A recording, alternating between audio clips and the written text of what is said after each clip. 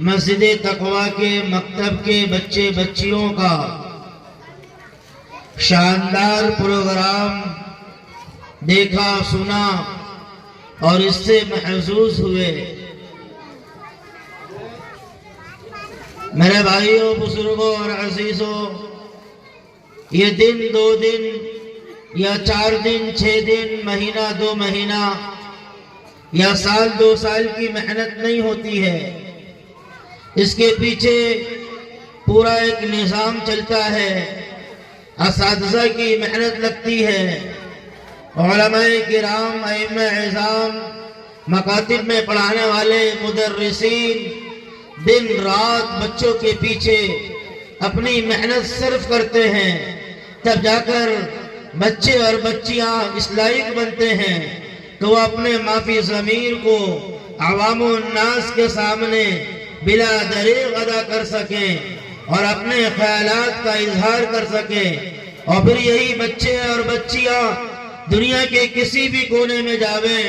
تو یہ عقائد باطلہ کا مقابلہ کر کے،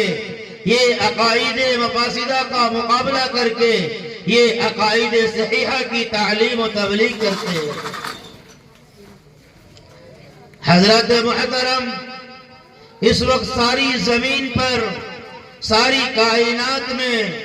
امت مسلمہ کا اگر کوئی محسن ہے اور کوئی خیر خواہ ہے، کوئی ہمدرد ہے، اور صحیح معنی میں اگر کوئی اس وقت امت مسلمہ کا رہبر ہے اور امت مسلمہ کے اصلاح کا کام اگر کوئی کر سکتا ہے تو یہی علماء کرام ہیں، یہی بوریا نشین اساتذہ ہیں، یہی مساجد کے ائمہ ہیں، یہی مکاتب کے مدرسین ہیں۔ لیکن افسوس، جس قدر حقارت کے ساتھ اور جس کمتری کے ساتھ اور جس رویے کے ساتھ ان علماء سے معاملہ کیا جاتا ہے، ان اساتذہ کے ساتھ سلوک کیا جاتا ہے، وہ بھی امت مسلمہ کا قابل علم اور قابل غور عمل ہے۔ اگر امت مسلمہ کا یہی حال رہا تو امت مسلمہ کے اندر وہ صحیح قرآن پڑھنے والا نہ ہوگا،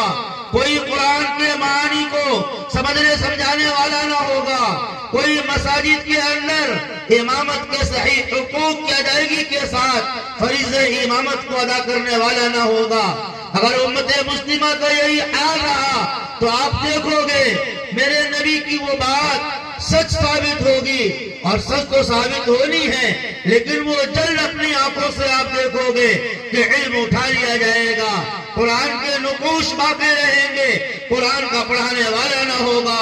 احادیث کے نصوص باقی ہوں گے، کوئی سمجھانے والا نہ ہوگا۔ پھر یہ بچے بچیاں یہ اللہ اس کے رسول کے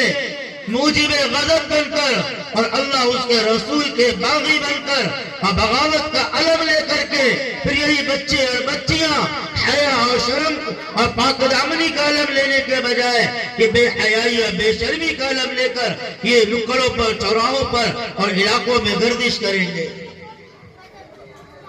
یاد رکھو، اگر ہم نے ان علماء کی قدر نہ کی تو ہمارے بچوں کو صحیح طریق بتانے والا اور ہمارے بچوں کی نشو نمائی کرنے والا اور ہمارے بچوں کو سیدھا راستہ دکھانے والا اور ہمارے بچوں کے اندر سے علم کو تراشنے والا اور ہمارے بچوں کے اندر کمالات و صفات اور خوبیاں پیدا کرنے والا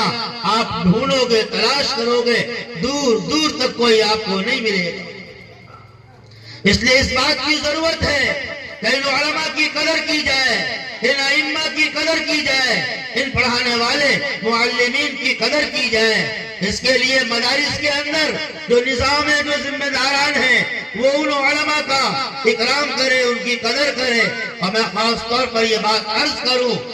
اس وقت میں مساجد کا جو حال ہے، جو مساجد کے ذمہ داران کا حال ہے، اللہ کے لیے یہ ذمہ داران ان رویوں سے اور ان سلوک سے باز آ جائیں، ورنہ کل قیامت کا دن ہوگا اور اللہ رب العزت کے سامنے پیشی ہوگی اور فرشتے ہمارے ساتھ ہوں گے